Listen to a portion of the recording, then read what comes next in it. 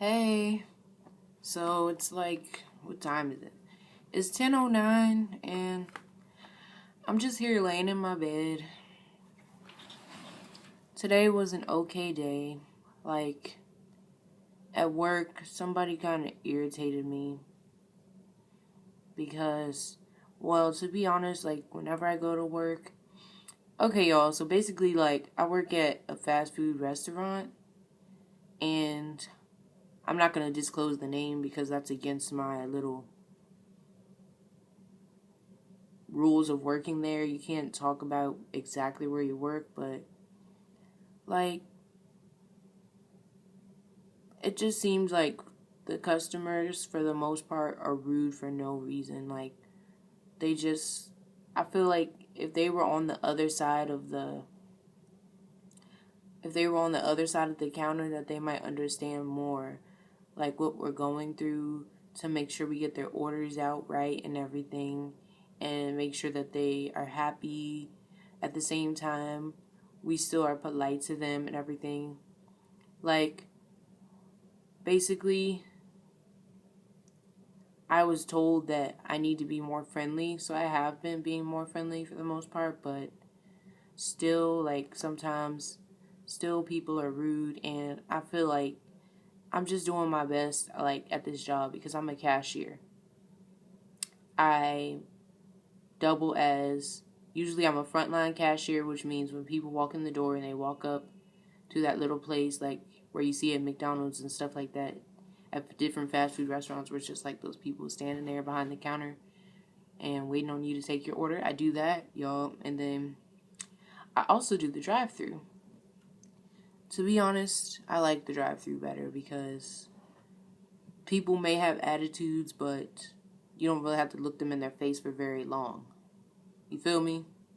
You you take their money, you make sure their food is prepared. If somebody else, you make their drink, and then you get their food prepared in the bag if somebody else doesn't do it for you. And then you give it to them, and that's it. So, yeah. Yeah, but more or less work was okay. I'm just doing my best not to take it personal when, like, customers get rude, because it's kind of really hard to not take it personal, but I'm just doing my best not to take it personal. Yeah. Although I may not have like the ideal job or the job that I want as of right now, like I am thankful for my job that I do have, because without it I wouldn't have a phone, I wouldn't be able to pay rent, all this different stuff. Yes, I pay rent, y'all. It's not a lot, like it's less than $500 so a month, so it's really not that bad.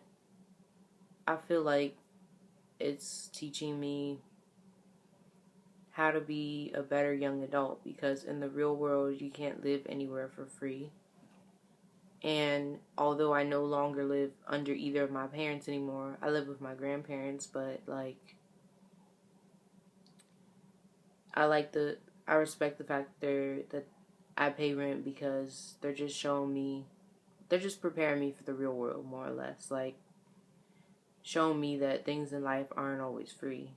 For real. Like for maybe the past 6 months now, I've been buying my own groceries, doing my best to get myself around and everything while I balance GED classes and work. And although it's not always easy, like I think I'm doing a pretty good job because I'm 19 and I know a lot of people are probably a little farther along in their life, but I feel like even though I'm just starting with my young adult life, I feel like I'm already on a good track. Like, I want to move to Los Angeles. Like, that's my goal. So, if I can do that, that would be like really awesome. But at the same time, I've been doing research and talking with people and everything. And basically, they've been saying that it's very expensive. You know, it's very expensive. That's what most people have been telling me. So I just have to continue to save up my money. Oh, and if y'all are wondering what this little blue thing is, this is just like a pillow. Yeah.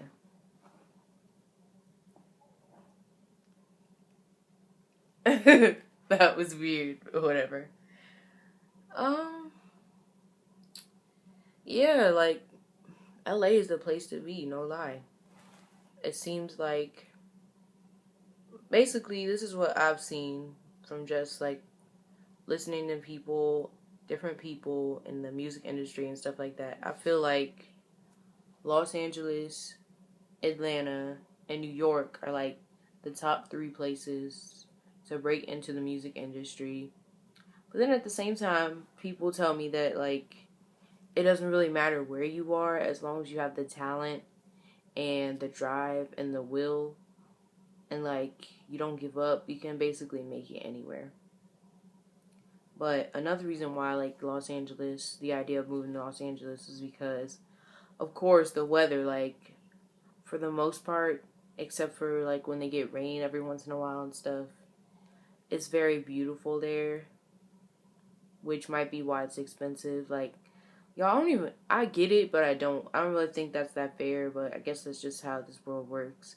Why is it that the places that, did y'all ever wonder about like, why is it that the places you that are like really pretty and like chill places to hang out or like go to and visit, they're like some of the most expensive places?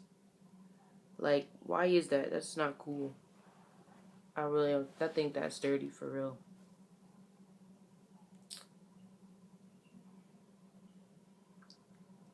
Yeah, I don't really think that's fair, but I guess that's just how things work sometimes.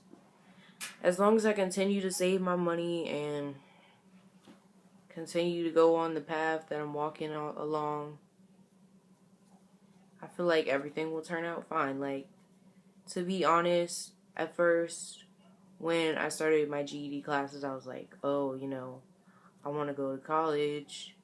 I want to get a degree and such. But now I'm kind of thinking that I'd rather pursue my music instead, you know? Another thing that I'm thinking about is that, I don't mind. I know that it's not guaranteed that I'll have debt, but there's like a high chance, because there's like a high chance, and I don't want to risk that. Like, I'm doing my best to start out my young adult life debt free. And another thing is, like, college, although it's nice and everything, and this is just my personal opinion, so if you're interested in going to college, like, don't take it personal or anything, but to be honest, like, I never really had as a dream of mine that I wanted to go to college and all this different stuff. It seems like a nice thing to do, but it's never been like a goal of mine to do. My goal has always been to move to Los Angeles and be a professional singer, model, fashion designer. That's what I've been telling people since I was like maybe 8 or 9, that I wanted to be a professional singer, fashion designer. Like when I was younger, I used to draw sketches of different like little fashion designs and stuff a lot. And one time when I was like maybe 16, yeah, 16, I was in this little fashion show in DC that the MLK Library sponsored, and we got to work with this lady from Project who was on Project Runway. She was on one of the seasons, and she was really cool. I don't remember her name, but she was real cool. She had like Harajuku, um, jewelry on, and she just had her own little unique style going on, and she helped each of us sketch a design and make it come to reality. Like, for example, I sketched out a dress, and another dope thing about it was that, like, we got to it was like the stuff we made was from recycled material. Like it wasn't just all brand new. Like there were old t-shirt, there was people's old t-shirts and stuff like that. I happened to find some good fabric, some new fabric that because basically since it's a library event, like people were just donating their stuff for us, the kids, to the kids that were in the little fashion competition thing to use. So I found a t-shirt that said Sugar Daddy, and then I found this pretty like flowing flower fabric, and with the help of our mentor from Project Runway, we basically got to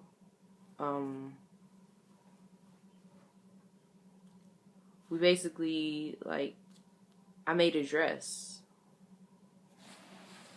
And I have pictures of the dress. If I can, I'll show y'all that, or I'll post it on my Instagram.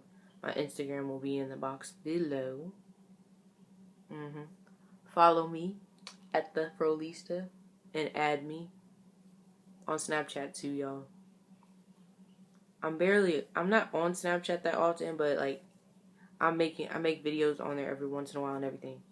But okay, let me get back to the story. So basically, the woman, she would go around helping each of us with our sketches and designs and everything. And like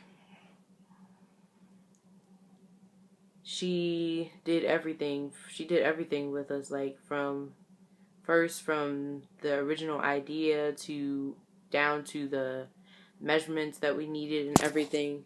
Oh, whoa. And another thing about it was that we each brought a model with us to each of the fashion designers and the competition that the library hosted. We each brought a model with us, but what happened with my model is that she actually ended up being in the competition too. It was like one of my childhood friends, and she's very pretty and very small framed, and plus she's into fashion a lot. So I was like, this girl seems like the perfect person to be my model. And well, it was my mom's idea, but for her to be the model for my design, but I like the idea of it too. So she came with me to the event, right?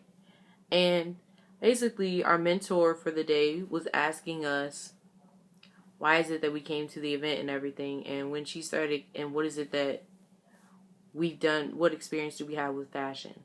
And my friend started talking and saying how she bleaches her jean jackets, her jean shorts, all that stuff, and she just makes it her own and everything. And how she just basically adds her own little flair to all her stuff. And then our mentor was like, oh, we're putting you in this competition too. And so she made something too. I feel like it was more like a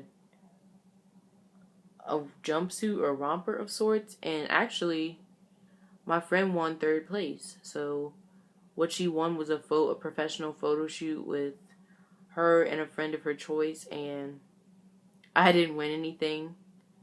It was still a great experience though, but I didn't win anything. So out of kindness, my friend took me to the photo shoot too, and it was a lot of fun.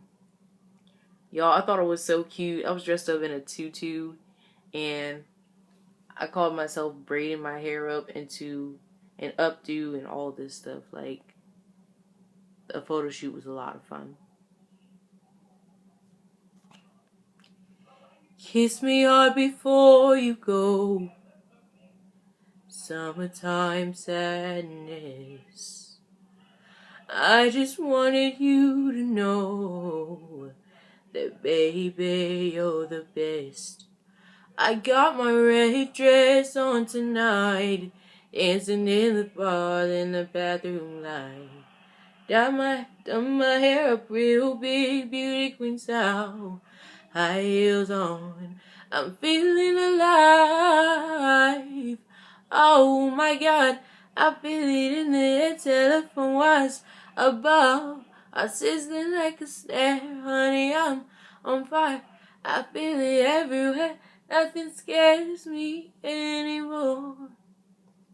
Kiss me hard before you go. Summertime sadness. I just wanted you to know that, baby, you're the best. I got that summertime sadness.